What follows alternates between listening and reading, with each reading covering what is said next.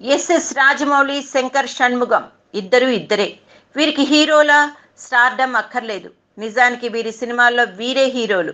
ఈ కథతో కూడా సినిమా తీయొచ్చా అని మిగతా దర్శకులు ఆశ్చర్యపోయేలా చేస్తారు. ఇండియన్ సినిమాను తక్కువ అంచనా వేశామే అని హాలీవుడ్ ప్రేక్షకులు తమ తప్పు తెలుసుకునేలా గ్రాఫిక్స్ మాయాజాలం సృష్టిస్తారు. ఇప్పుడు బాహుబలి 2.0 సినిమాలతో నువ్వు పెద్ద సినిమా తీస్తే నీకంటే పెద్ద సినిమా తీస్తా అన్నట్టు, నువ్వు 1000 కోట్లు కొడితే నేను 1000 కోట్లు కొడతా అన్నట్టు మొత్తం భారతదేశాన్ని తమ మార్కెట్గా చేసుకున్నారు. బాలీవుడ్కి చుక్కలు చూపిస్తున్నారు.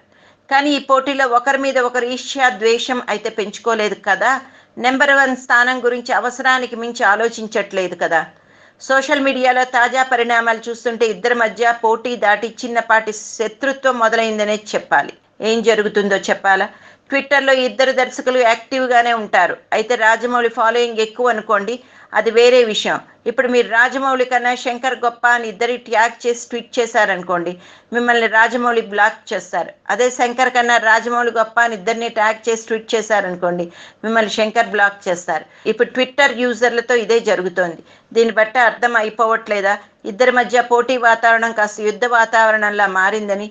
చూడాలి మరి ఈ ఏడాది ఎవరిని విజేతగా నిల్చోబెడుతుందో.